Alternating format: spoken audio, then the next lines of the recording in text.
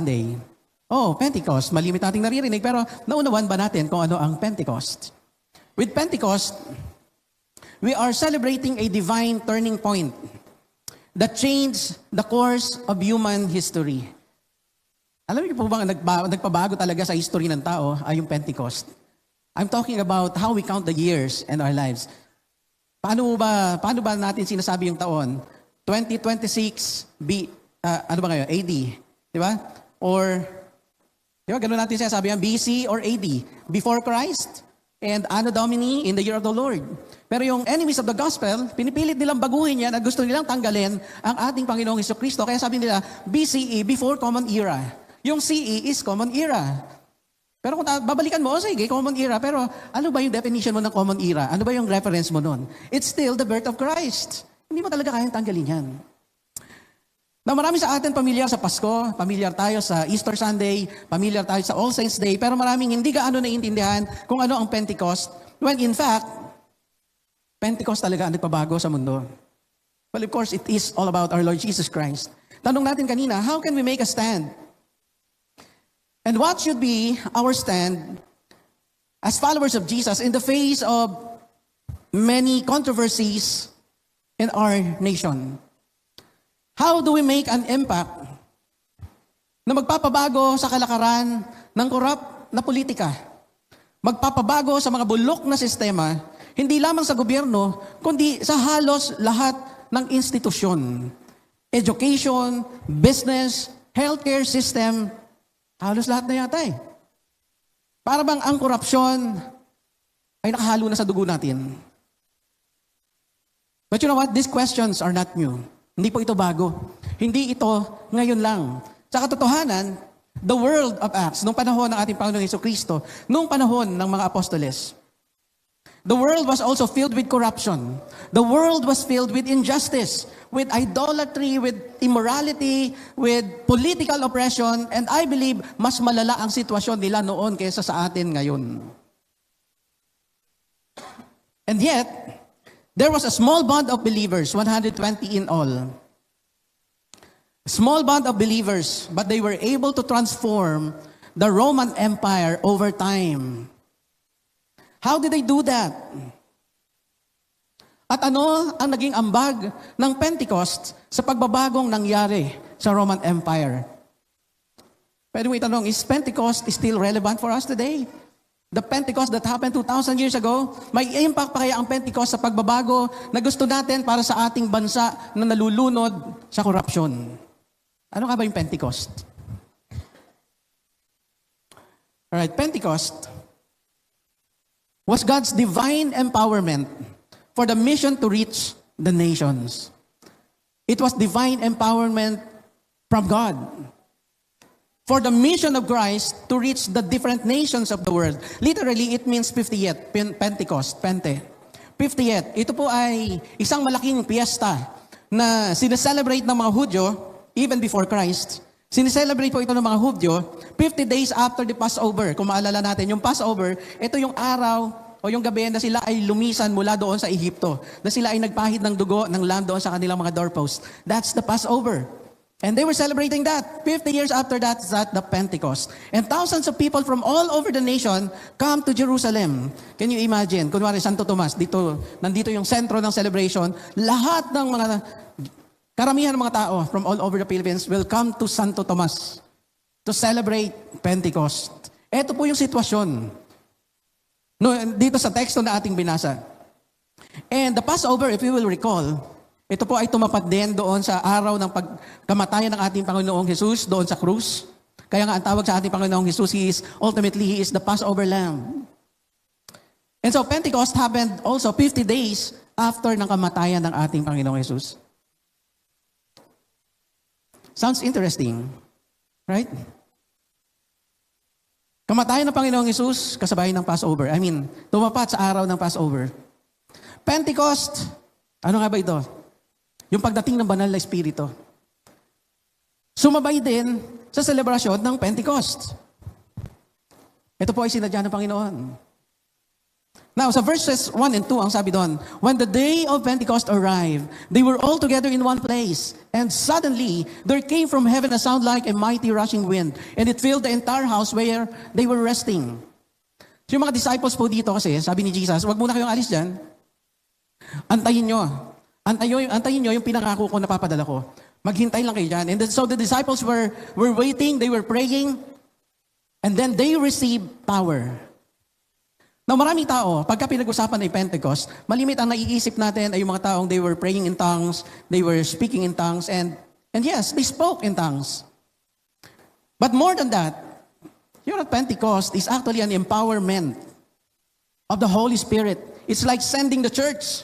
And the church during this time was composed of only around 120 people. And Jesus was sending them in the power of the Holy Spirit. To where? To the nations of the world. For what? For the mission. What is that mission? The salvation of humanity.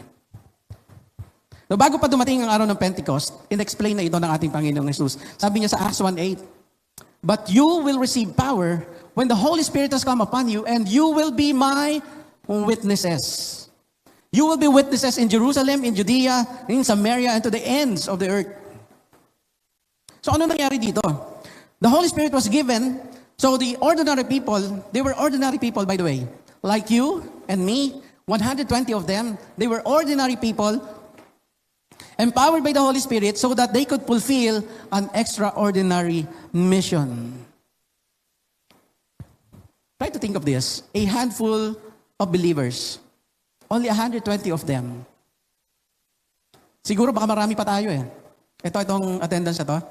Feeling ko more than 120 tayo. Baka mas marami pa tayo. A handful of believers, ordinary people, sent for an extraordinary mission, empowered by the Holy Spirit.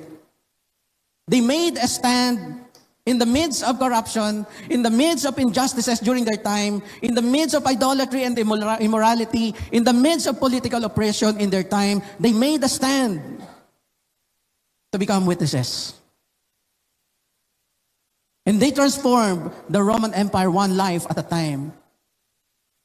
And that transformation reached continents, different continents. It reached different cultures and kingdoms. It reached different generations. Umabot sa Pilipinas, umabot sa ating panahon, umabot sa ating pamilya, at ngayon, nandito ka kapatid. Because they made a stand. And until today, lives of people are still being transformed. Because they stood as witnesses. They made a stand. So, in the face of the different issues besetting our nation today, sa harap ng mga accusations na ibinabato sa ating simbahan, ibinabato ng mga tao sa labas, kahit nga yata yung mga umaten sa atin, binabato din tayo. Sa lahat ng mga bagay na yan, how do we make a stand? How do we make a stand to transform not just our nation, but specifically lives of people, even lives of those who are leading our nation, leading our city, our government leaders? How do we make a stand? And what is our stand? What is our stand? In the face of every issue, be it political, be it relational, be it economy, or spiritual, what is our stand? Mga kapatid, hindi nagbabago ang stand natin. Kahit sino pa ang umupong presidente, kahit sino pa ang umupong gobernador at mayor at kung sino pa, hindi po nagbabago ang stand natin. What is our stand? This is our stand. We are ministers of the gospel. Pwede mo sabihin mo sa katabi mo, we are ministers of the gospel. Ibig sabihin nun, we stand by the principles of the Bible. Kaya nga sinasabi natin, the Bible is the final authority in our conduct, in everything that we do in our lives. We stand by its principle. Ibig sabihin nun, kung ikaw ay mali, sasabihin namin, ikaw ay mali, kahit ikaw pa ang presidente ng Pilipinas. Kung ikaw ay tama, sasabihin natin na siya ay tama, kahit pa iba ang kampo niya, kahit pa magkaiba tayo ng kulay. Because we stand by the principles of the Bible. We are ministers of the gospel. We are not ministers of certain personalities. We are not ministers of certain political parties. We are ministers of the gospel. We minister upon the Lord. We are ministers of the gospel. We are witnesses. And because of that, we will make every opportunity to share the gospel to people. Kahit nasa kabilang kampo. Hindi po tayo nakikipag-away sa social media. Huwag na po kayong makipagbalitaktakan. Huwag na tayong makapagpalitan ng kung ano-ano pa, kuro-kuro sa social media. Walang mananalo dun. But how do we minister?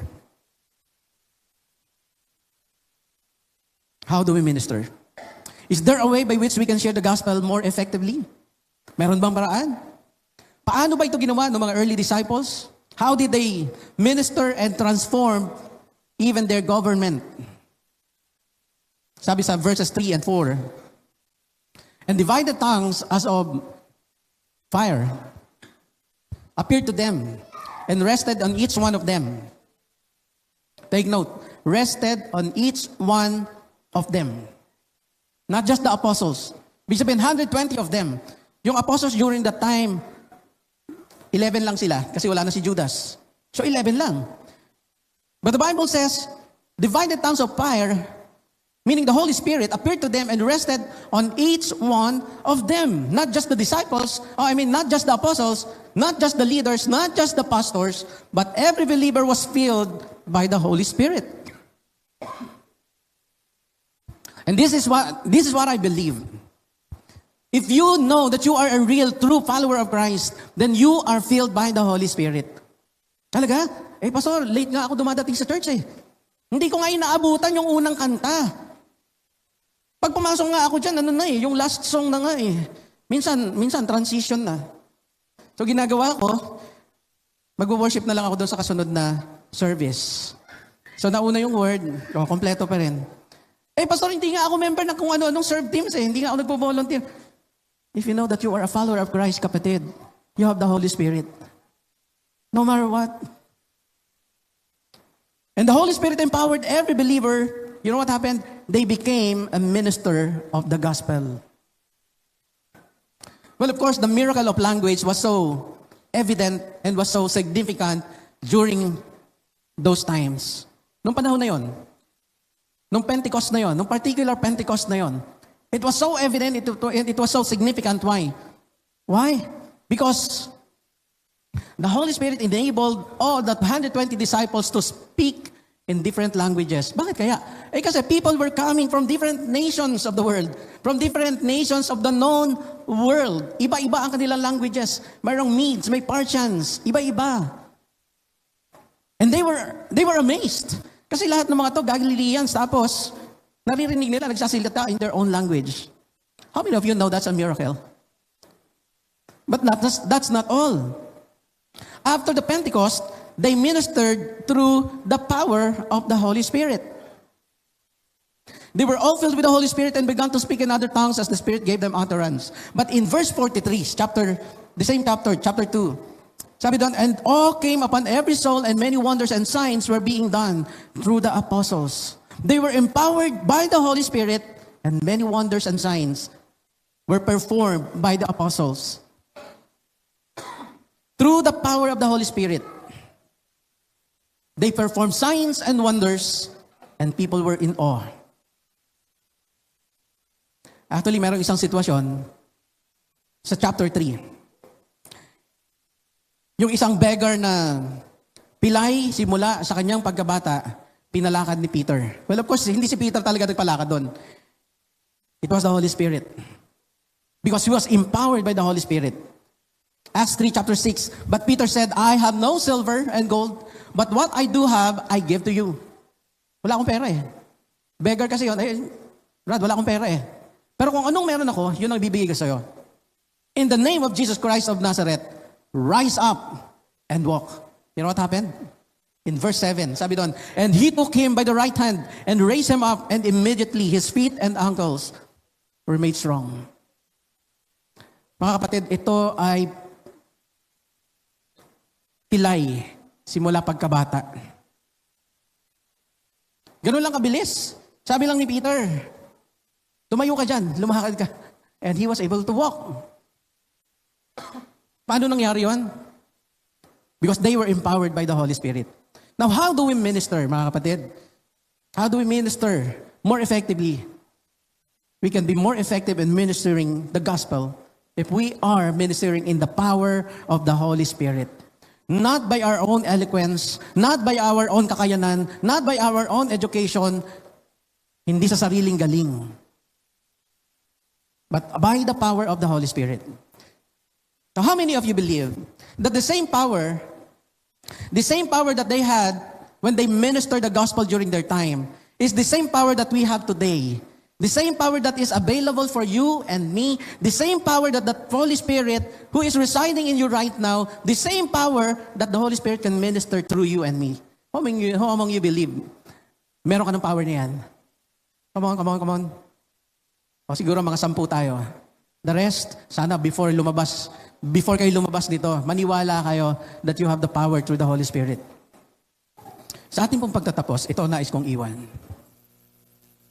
The hope of our nation does not rest on political reforms. It rests in spiritual transformation.